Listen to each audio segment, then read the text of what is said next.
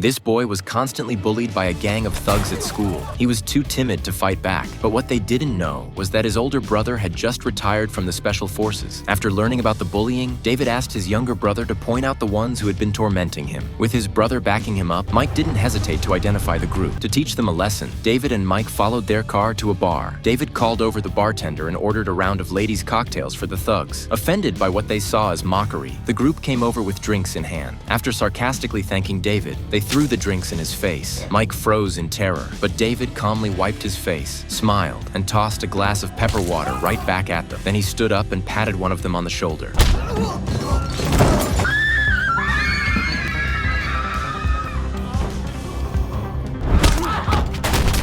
He showed no mercy to the bullies who had hurt his brother. Every strike he delivered left a lasting impression.